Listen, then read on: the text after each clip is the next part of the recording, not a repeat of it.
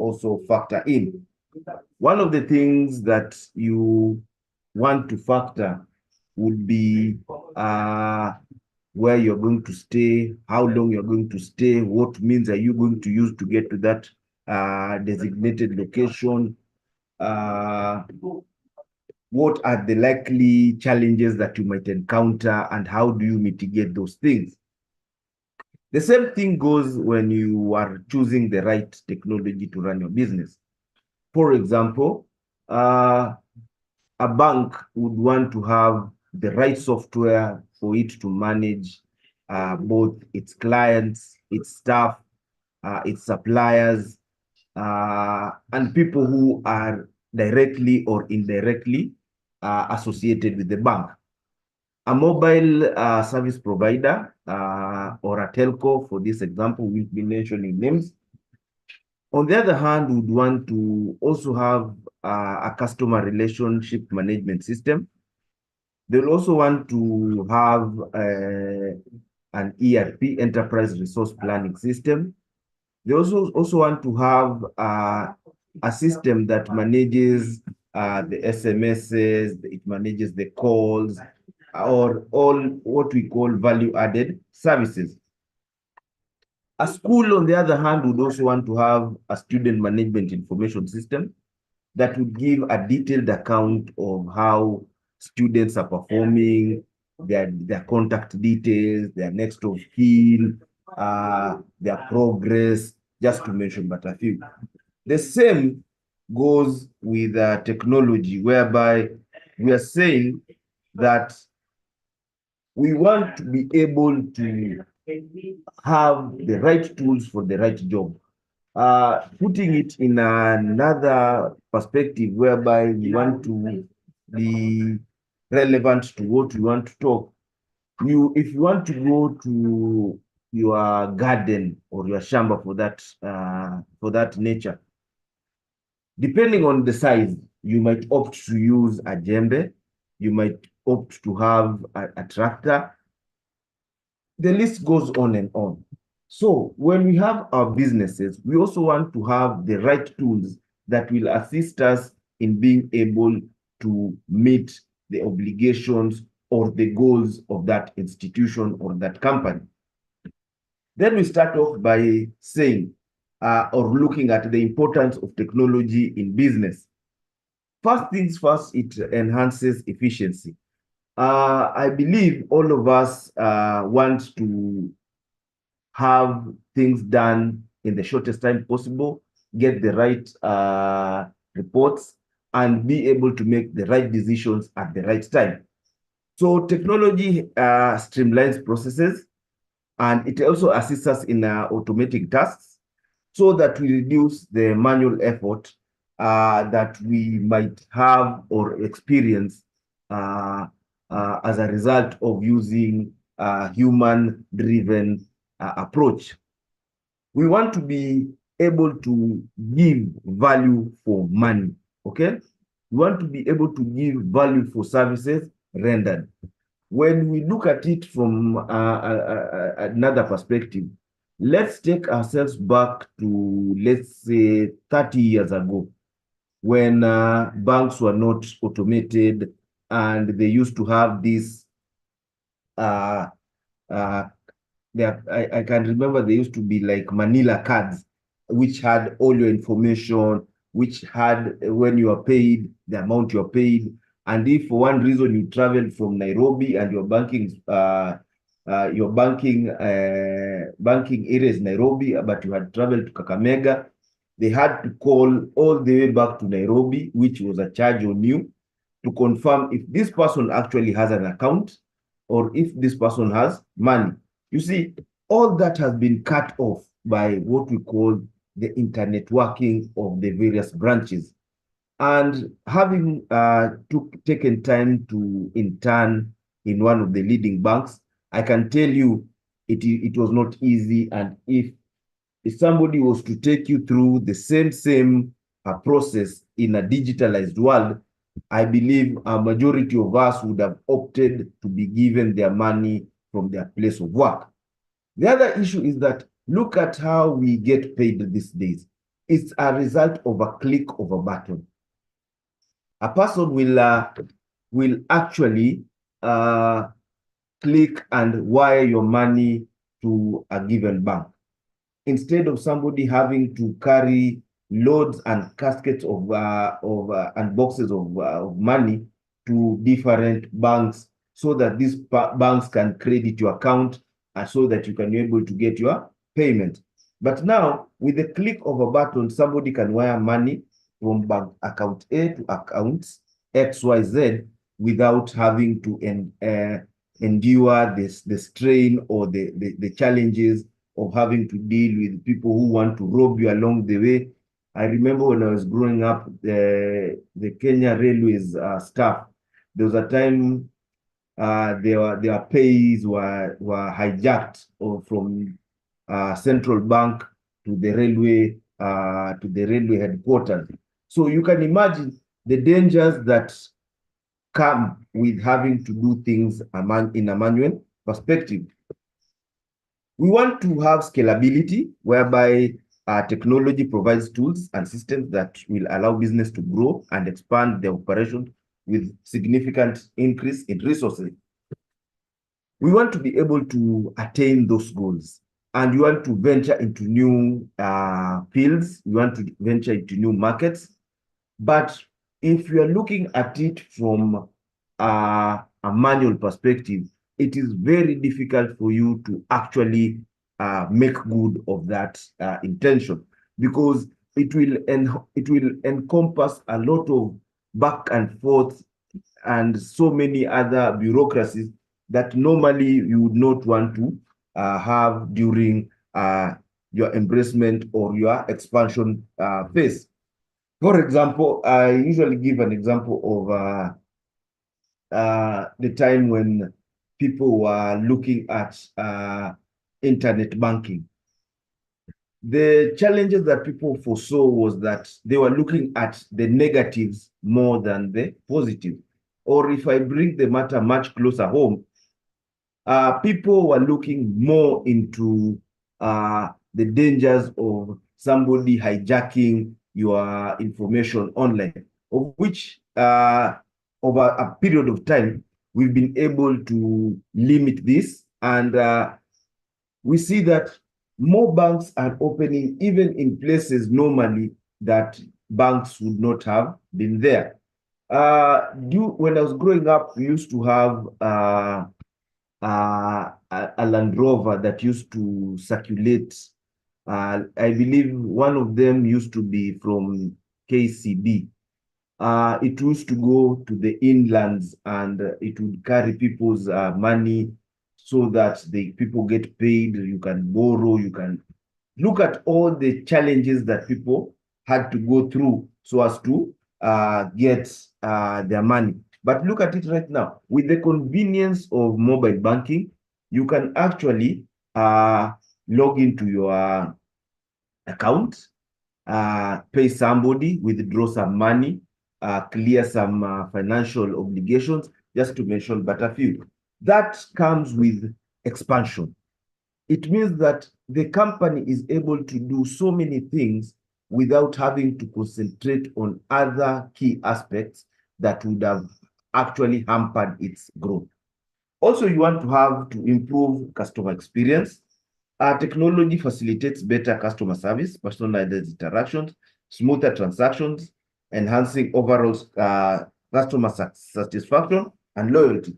Whereby what we are saying is that you want to be able to serve your customers very well based on facts and figures that you might have on your screen. Then there's the issue of personalized interaction. You'll be actually dealing with somebody from a point of knowledge. You wouldn't tell somebody, I think, or I am not quite sure that your account is okay. You can actually log into that application and get that information and advise the customer on point. Then there's the issue of smoother transactions. You do not have to have a go-between between you and maybe some other people. Long ago, people used to give people envelopes with information to send back to the rural village. Or for some of us who used to be in high school, you used to actually send information back home. But you see, right now, it is easy for you to actually, if you are in school, it is easy for your parent or you as a guardian, you can send your child their pocket money through maybe their relevant teachers or their bazaar. You want to be satisfied. That is the most important thing, that I've gotten the right service based on how well that person has handled you. And all this leads to what we call loyalty, whereby you want to have customers who continue to share the same vision with you, who want to grow with you, who want to continue building that company with you. A good example would be instances whereby a company keeps on changing hands on a regular basis. I believe it is very difficult for somebody to actually maintain their customers. The first step that you want to look at when you want to choose the right tool for the right job, you need to identify your key business requirements. First of all will be your operational need. What are your operational needs?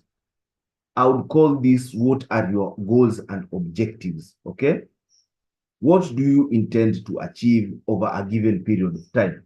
Maybe you want to be in the market for the short term, you want to be in the midterm, or you want to be a strategic person or a business that goes past maybe 10, 20 years. If we had companies that had short-term goals or objectives, it is very difficult for you to actually hold on to customers. The other thing that you also want to achieve is to ensure that there is customer engagement. How well do you engage with your customers?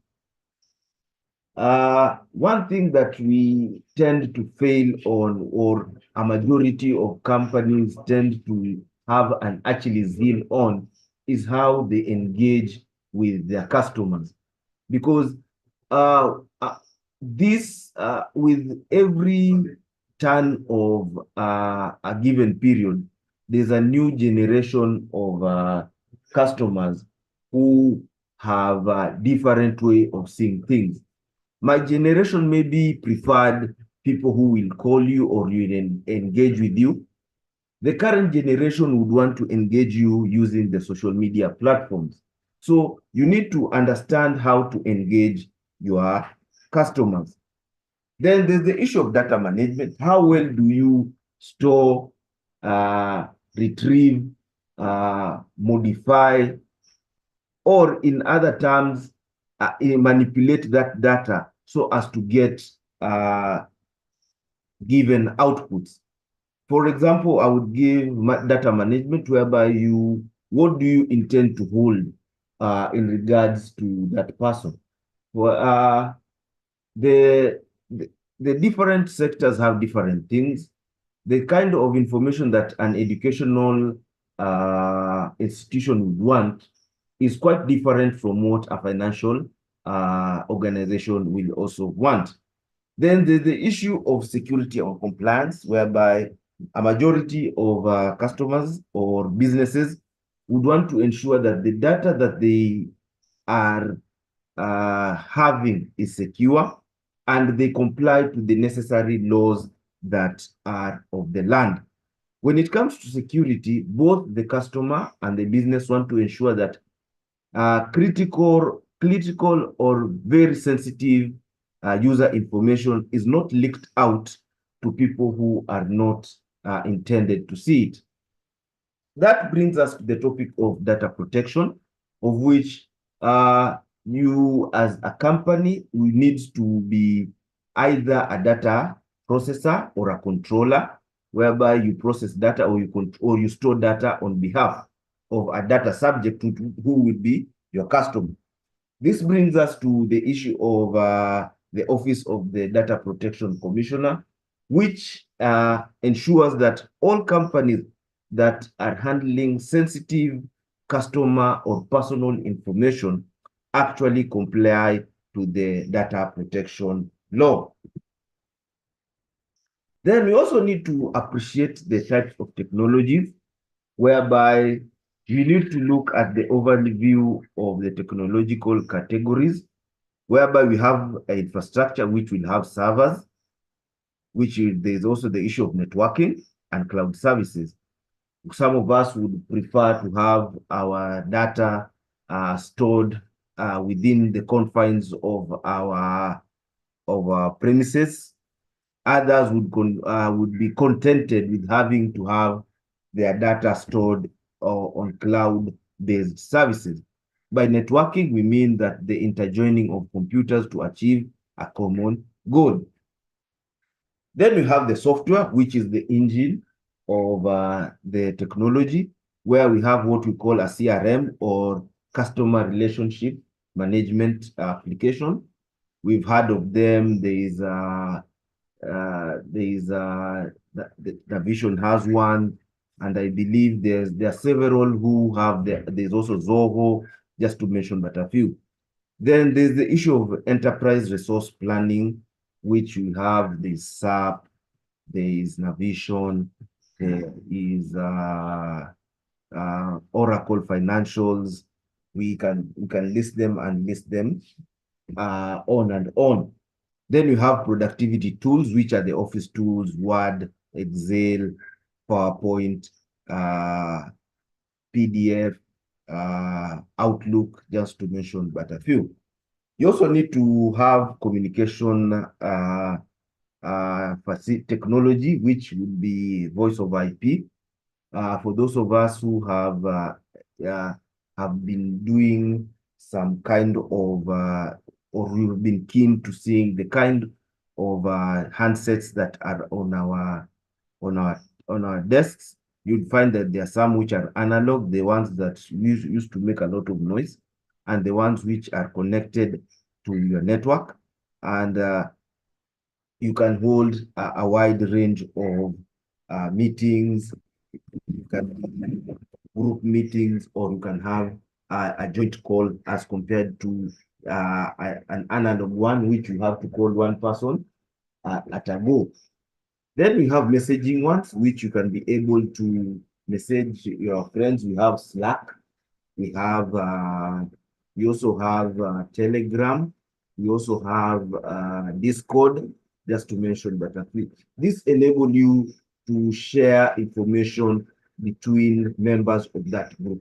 Then there's the issue of collaboration platforms, which will carry the likes of Slack, the likes of Telegram, the likes of Discord, just to mention a few that are available. Then you also need to factor in security, whereby you put in place firewalls, which separates the public network, which is the internet, from the private network, which is your internal network. Then you want to have encryption for the purposes of securing your data from people who should not be in any way have access to that data unless specified otherwise. Then there's the issue of monitoring tools. By monitoring tools, I want to use this term very, very generously. By monitoring tools, it is for the purposes of promoting productivity, or for the purposes of ensuring that services are running at any given time. Then you also have to look, you need to look at the factors for technology selection, key considerations. What is the cost effectiveness of the tool that you have chosen? By cost effectiveness, you want to see a reduction in maybe how long it takes for a certain task to be conducted. You also want to ensure that there's value for money, or there's value for the investment that has been put in place.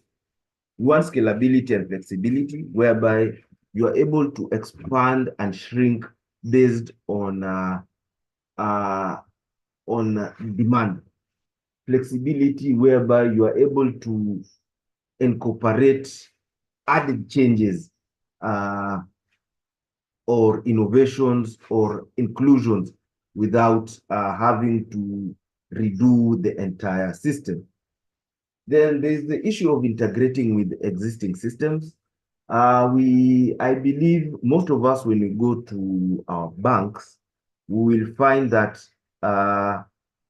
that some of us might be technologically inclined, and in this we say that you'd find somebody or a bank is still using an older version of maybe of an operating system. This is because maybe the vendor who is supporting that service prefers that operating system, as it is known to be stable over a given period of time, and it lacks challenges as compared to having to move very quickly to current systems. We're not saying, or we're not tolerating the idea that we need to keep archaic or old versions, but it is also important that you also do research on how when you upgrade the system or the application that you are running or the technology that you're running will operate on the new system. In most cases, you find that during a migration of an application, you'd find that they will give you, or as a company, they will run the two systems concurrently, so as to ensure that this information that is in the old system has been effectively moved to the new system, and it's actually working without any challenges. The other issue would be that in the event that the new system is not able to handle or has a lot of challenges, you are able to revert to the old system and continue with the operations until the challenges in the new system have been addressed.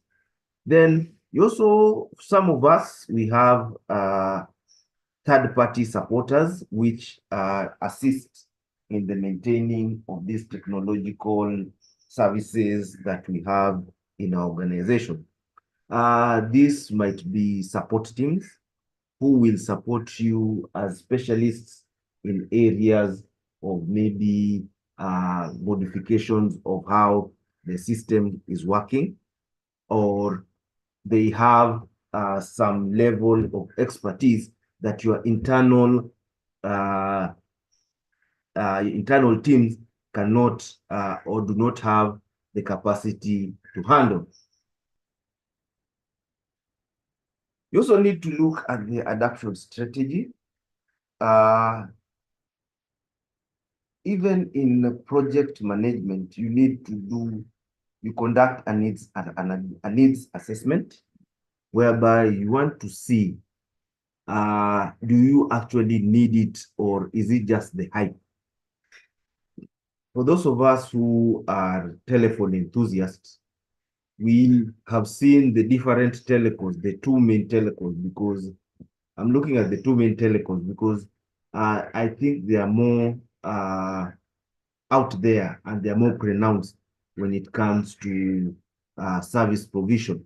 You'd find that you'll see one has launched 4G, the other one is very busy expanding their network so that they can be able to offer the same service at a relatively faster approach, or both of them would want to offer 4G or 5, and what is coming next is 5G.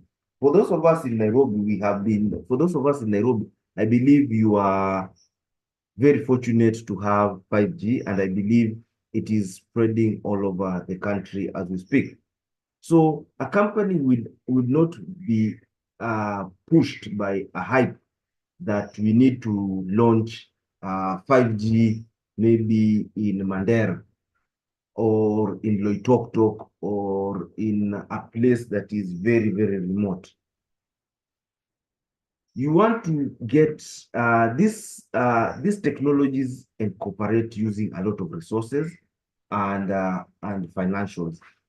By them putting them in strategic locations, let's say Westlands, Upper Hill, or in the town center in the heart of the CBD, it's because a majority of people have the devices that can support or are able to join that service or that product at that given time, meaning there's value for the investment that has been put in place.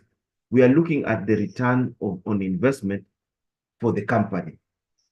It would be ludicrous for you to put up a 4G or a 5G mast in the middle of, let's say, a bandit-prone area like Baragoi, for that matter. Because the first thing that these people are going to do, they're going to vandalize that mast, or there'll be somebody who will be keen to destroy that installment and sell those things for the metal and the equipment for scrap purposes. You also need to do research on technological options, whereby you want to look at what other options are there in the market that can do a similar job, and what level of tolerance do you have if it cannot achieve that goal. The other thing that you need to do is to evaluate vendors and solutions. You will have different vendors. For those of us in government, we ask different vendors to bid to throw in their tenders for the technology that they want, or they are purporting might be a solution to our challenges in our offices. And during that phase, you want to conduct evaluations. Are they suitable? Where have they launched this application or this technology? Has it been working, or is it stories just for another day? Such kind of things are part of your adoption strategy. Then you need to develop an implementation plan. This is whereby the project management teams come in. They will assist you in giving you a time frame as to how they are going to implement the technology on your premises or for your organization. I want to believe that all these are very key when it comes to an adoption strategy, because when you fail in one, you tend to get the short end of the stick, whereby you will get a technology or an application or a service that does not meet your obligations or your objectives or your goals. There you start getting frustrated, and it is most likely you will not get value for the money that you have invested in getting that technology in your company.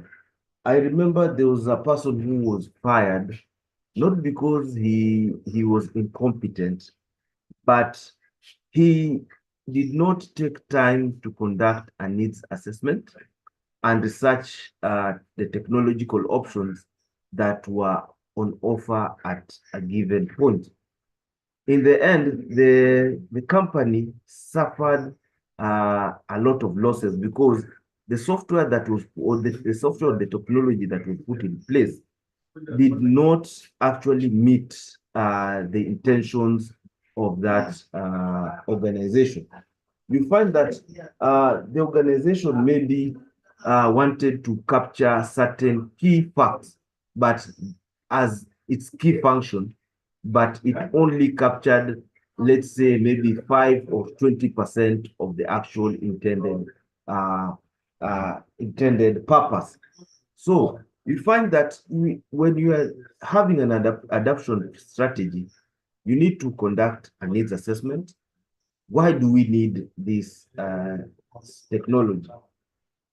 What are the options that are outside there? which vendors and solutions that are available in the market at the moment, and how do you intend to roll out the technology from your point of view. Then you have to do what we call the decision-making phase. You need to create a short list of potential solutions. Here you sit as a team with the various stakeholders, and you look at the functions or core functions of the organization, and look at what services are key or critical uh, for the whole organizations, or for the whole organization to run, and the key departments to run. For example, in a school, you have to sit down with for a university, you'll have to sit down with various people. You have to sit down with the people from academics. You have to sit down with the people from finance. You'll have to sit down with the people from procurement. You'll have to sit down with the people from different departments, so that you were able to get some of those needs, some of the things that they want to achieve. Then from there, you'll be able to come, you need to have, after you've done your needs assessment, you've done your research, you'll have a short list.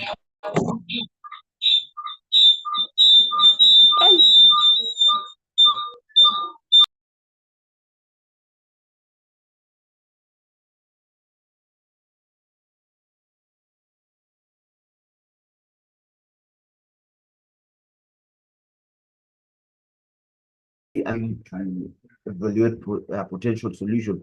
There is no there is no solution that is 100%. You need to have what we call a trade-off. Some of the things that you can do with or do without, okay? So you need to have a short list of all the potential solutions, and you can rank them in such a way that based on percentages or points, that this solution I find is capable of meeting my needs as compared to this, and you give your reasons as to why it is the suitable one over the other. The other thing is to conduct pilot tests or demos. This is where the rubber meets the road, because it is in that phase that you'll be able to know if this solution or this technology actually is for me or is not for me. Some of us, we actually make the grand mistake of just picking a solution off the shelf, or based on whims, or based on uh, reasons known to them, and saying we want this solution, only to find that it does not meet their needs. I worked in a company whereby there was a tag between various players, and one, for lack of a better word, had interest in a solution that they they had sourced for a very long period of time, and the management, on the other hand, was not keen on having to implement that solution. So this guy took time to actually go office to office on a convincing endeavor, and convinced the various players that this is the solution that will actually meet our needs. After being badgered and always endless lobbying, uh, the members of the board and the management agreed to implement this person's solution. It did not go 3 or 4 months, then the big issues started coming up. The system could not do X. The system cannot do Y. It is not giving the proper report. It is not addressing the needs of the company. By that time, that person had taken his cut and resigned, and left the entire company running like a headless chicken, not knowing where to start and not knowing how to go about engaging the person who actually solved the system. And for lack of a better word, they found that this person was just a reseller, and the actual person who is in charge of the system is actually in another continent elsewhere. Meaning the time that you are going out of work is the time that this person is actually coming to work. Okay. Then you also need to gather feedback from stakeholders, as we had said in the first point. This helps you in actually getting the necessary input or the necessary output based on how these stakeholders have interacted with the system. It gives you a level of confidence or a level of confidence to either accept or deny the technology that is being proposed. As we have said in the previous slides, you need to have an implementation plan. And this starts by setting out clear objectives and milestones. This is whereby you find that project teams will come in handy because they will play a pivotal role in sitting with the various stakeholders and getting the goals and objectives of that particular department or that particular section or that particular division and the entire organization as per se. So you want to be able to have clear focused objectives that are they're objective, not subjective, okay? Then you want to have milestones at a given juncture. What are the achievements that have been done? I have developed this, we have rolled out this for a certain section, such and such an example. You need to allocate resources and a budget. Resources can be time, people, and also there needs to be a budget. I believe all of us, when we are choosing even to buy a TV, you do not just decide that you are just going to buy a TV. You need to put in a budget that will enable you buy that TV. Then you also need to establish timeline. This timeline, no project lasts forever.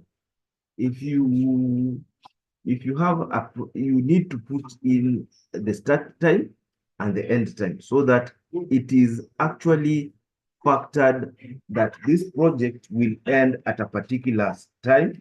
And if there needs to be any extension, there needs to be discussions as to the reasons behind the need to extend the timeline. Then one key aspect that we all fail to achieve is the training and support. When we get this application or this technology, we let the vendor go without conducting training for the various employees. This leaves them at a very difficult perspective, which would not assist them in achieving what they intended or they set out to do. You need to train these employees on how to use, maybe it's a financial system. If somebody is posting a voucher, how do they post it? If somebody is paying, is conducting, is adding an asset, how do they do it? How do they value it? What are the mechanisms that are there to support the employees in conducting their day-to-day activities? Then there's the issue of establishing support channels, documentation. By support channels is how can you reach them in the event that you have various challenges or you want some customization done on a particular application or a particular module. You need to put in place either it's an email, either it's a hotline, or some of us, we have, some companies have put in place help desk application. Then there's the issue of documentation. I believe after all is said and done, you need to have a documentation that shows there can be manuals, there can be service level agreements as a guide for that technology that has been adopted. You also need to ensure that you monitor and you optimize the technology that you've taken. Uh, you want to ensure that it is working at its optimum uh, performance, in that you are getting the best out of it for the value that you have put in place. Why do you want that? Because it would be very, very discouraging. Let's say, for example, you go to an e-commerce site. Let's take, for example, Jumia, and you believe maybe it's during the Black Friday. But when you're trying to place an order, the system keeps on hanging or keeps on giving you an error. You would want that the people who are handling the system can actually see that, or can actually monitor that at a given period of time, our system is very, very active, which needs for us to scale our services so that the people who are trying to buy or are trying to get services or are trying to source for things on our platform do not endure the pain or the frustration of a system that does not respond to their queries. You also want to ensure that genuine requests are being handled, because in this digital age, everyone has one or two persons want to be malicious and they want to hurt the technology that you have in place. We can take a case in point when there was a security incident on the eCitizen platform and on the M-Pesa platforms last year, or I think it was late last year. All this can be done, can be averted by you putting in place tools that can be able to inform you or notify you of incidences so that you can be able to respond in tune with the issue that has come in place. You also need to do regular review so that you can be able to find ways of improving the system. And you need to optimize the system in such a way that it is able to improve on its response time over a given period of time.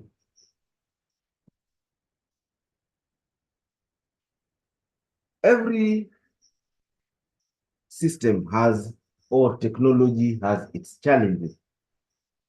And we can see from the slide that the common challenges are resistance to change. We are so used to doing something in a particular way, but if another way comes in, we are not able to change. We do not agree to those changes. There's the issue of budget constraints. We all know some projects overshoot their budgets, and it needs for the company to find a way of cutting costs. Or with that budget, you might find that they might say, we do not need this, we might not need ABCD at this given juncture. Let's wait until maybe the financial year, we can put it in our budget. Those are some of the challenges that you might anticipate. There's the training and the skill gap. Training, not so many people might be trained or might be aware of how that technology is functioning. Then you also, there's the skills, which is something maybe somebody does not have the necessary skills to operate that technology. And maybe we are looking at data migration. There's the issue of data migration, whereby people are, maybe we are moving from one vendor to another. Maybe we are moving from SAP to Oracle Financials. You'll find that SAP has a different data format and Oracle Financial has a different data format. That needs for the people who are conducting the migration to actually convert it in a format that is maybe that is agreeable or that is compatible with the new technology that is being put in place. Then there's the issue of best practices. You need to involve stakeholders early. Do not bombard people when you want to maybe bring in or promote the need for change. That in mind pushes us to having to put in place what we call change management committees. These change management committees act as champions for the idea of a change. Maybe you want to upgrade from version 8 to version 6, from version X to version Z, just to mention but a few. You need to ensure that these people are in the same page with you, because if they are, you are talking in different languages, my friend, I can assure you, you are going to have a lot of challenges when you are implementing that technology for your organization. And that is where you start getting bottlenecks, you start getting people who are resistant to change. But if you start bringing the idea early enough so that people are able to give in their inputs, they can share their fears, they can share their concerns, and how you can avert those fears and concerns with the new technology. I remember there was a time when people were the time when the ATMs came, the automated teller machines were being rolled out by the likes of StanChart and Barclays Bank. A lot of people were against the use of automated teller machines, and not just the customers themselves, but also the people in the bank. It's because that people were not brought to light or to speed on how technology was actually changing at a given space. So you find that people will be very resistant to any changes. That's why we are told or we are advised that we involve key stakeholders. This can be department heads, this can be key people, this can be the members of the management, this can be members of the board. Bring the idea to them a bit early so that when you are floating this idea, it does not seem like it's a new thing to them. They would actually reflect and say, okay, yes, we see this idea, but tell us now, what are the advantages of us moving from version A to version B? Then you can argue out your case. But when you come on the last minute, you have to do this right now and today, definitely you're going to have a lot of challenges when it comes to people accepting the technology on any front. Then you need to plan for scalability. By scalability, we mean that there are chances that you need to expand or shrink your services. You need to put that into consideration. Without point number 3, I believe you would have a lot of challenges facing you. Why are we saying that? If a new system is purchased and I'm told this system has to work whether you like it or not. The first thing I'll do, I'll feign I've not been empowered. I'll just find a way of frustrating the technology. But when you provide adequate training on how to use the system, it is easy for users to onboard it without difficulty. And if you also offer the requisite support in the event that somebody has a challenge at any given point, the vendor is there to support them during that phase. This is a key aspect of the best practice, because not all of us are savvy in every technology that is in place. I might be good in Navision, but I'm very weak in SAP. I might be strong in using CRM X and very weak in using CRM Y. So you need to train these people on how to go about the use of it, because a majority of time is just the navigation and how you can retrieve the data. So you need to offer that support to them. Then you need to regularly review and update technologically stack, whereby what you're saying here is that what other ways or what other means are there to improve the system so that it's able to be fully optimized or fully adopted. You might find that in certain areas, the system is not being adopted because of one or two challenges that might be as a result of maybe the user did not understand, or the process was not well outlined during the purchase period.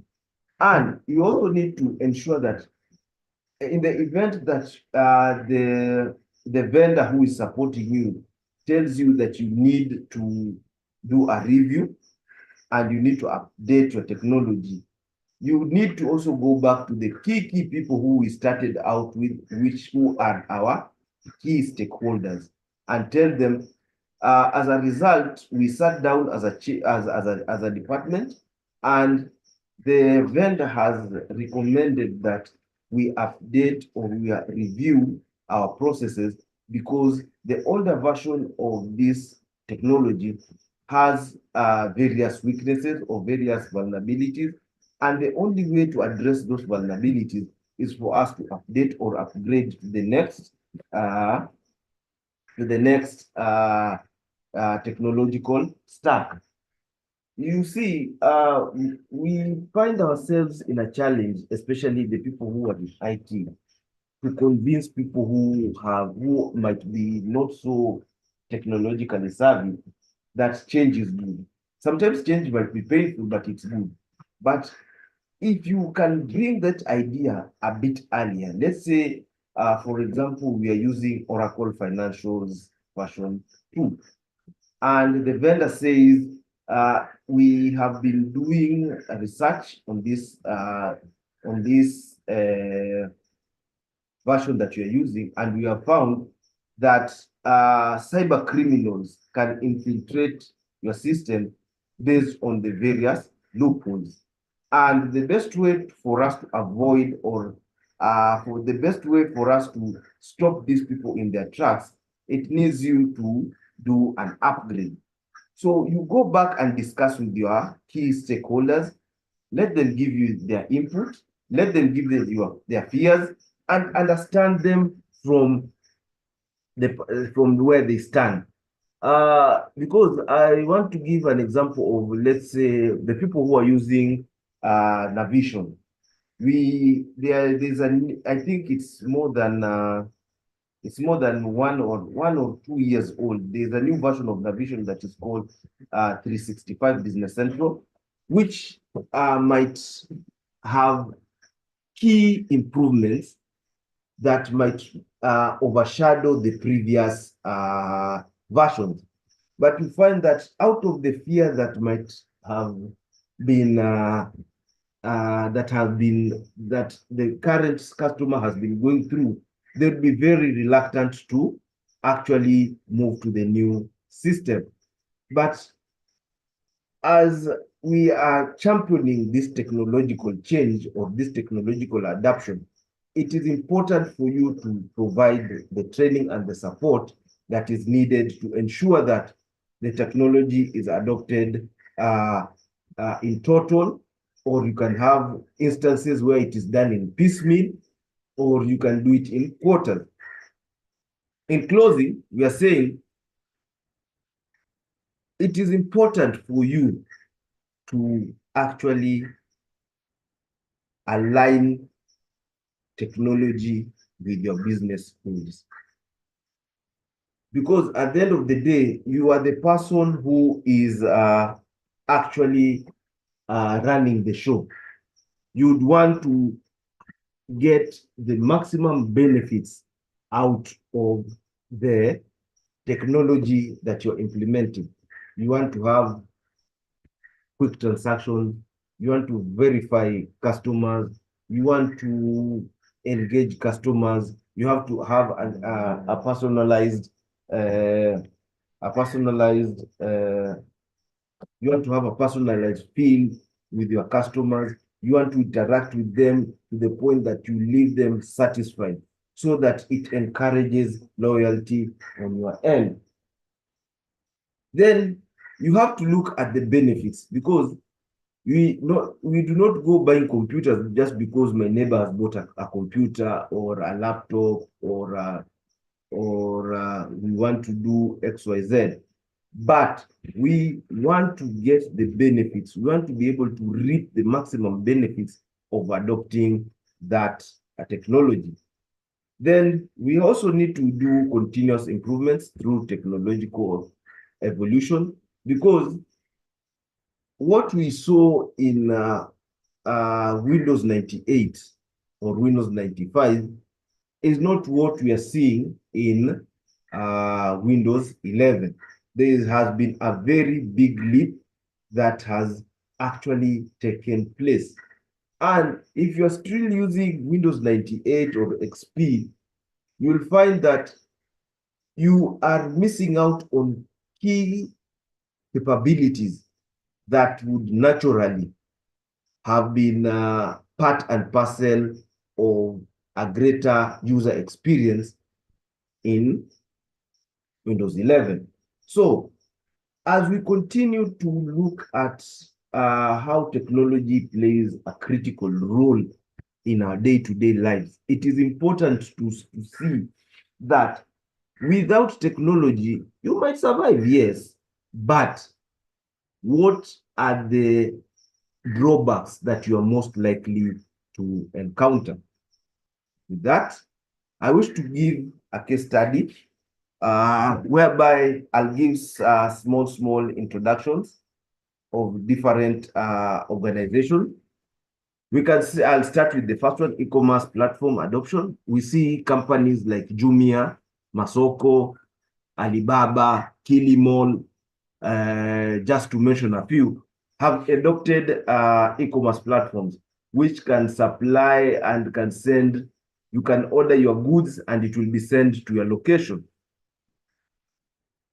For those of us who are buying phones, you find you go to Jumia or Kilimall or Masoko, you choose the phone that you want, you confirm, and you'll be able to pay. It does not mean that you have to go to the vendor and buy the phone. Maybe that vendor is in Nairobi. It will be very funny for you to book a bus, waste your time going all the way to Nairobi, and yet somebody from that end can actually send you the requisite item. We're looking at cloud migration for scalability, whereby we are seeing a lot of companies are actually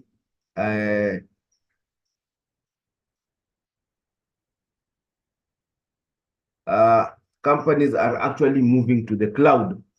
Why are we doing this? Because for a cloud perspective, it is actually the cost of you operating from the cloud is fairly cheaper, because let's say for those of us who have huge data centers or big server rooms, a server normally costs around, give or take, the issue of the dollars, XYZ, might go for 3, 4, 5 million, depending on the industry that you are in. But if I look at a cloud perspective, what this person will do, they will rent you a space whereby you can store your data, or you run your services from there, or run your technology from there at a subsidized cost. With that, they ensure that availability is there. You have 24/7, 365 65 days availability of the service. It also enables you to scale up. When you see that there's a lot of customers, you're able to move, you can move your load up and down depending on how your customers are. We have seen companies like, I'd give an example of Facebook, Instagram, Snapchat, Twitter, all are cloud-based, and they know they can scale their services based on the requests or based on the demand that is there. We have seen CRMs. We know what a CRM. We said it is a customer relationship management system, whereby you are able to interact with your customers. I believe some of us at one point when KRA was sending them some messages at some time, panicked and thought that KRA had been hacked or for another reason. We see that all this, what a CRM is capable of doing is there's something what we call know your customer, KYC. They want to know their customers. They want to get as much information out of their customers so that they can be able to serve them better. So all these companies, as we have seen, have taken a very bold approach in actually adopting technology for the purposes of running their various services or products online. With that, I wish to open the floor for any questions, comments, queries, compliments, and complaints. With that, I wish to end my presentation on how on the facets of choosing the right technology for the purposes of ensuring that your company is actually in line with what it actually does, its mission statements, its vision, and its goal. Thank you. I would welcome any questions, queries, and concerns.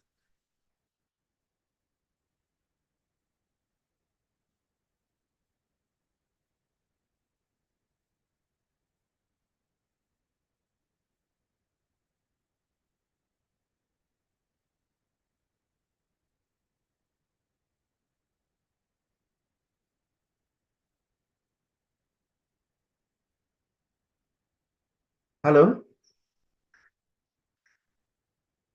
Thank you, Robin Mogo, for your input.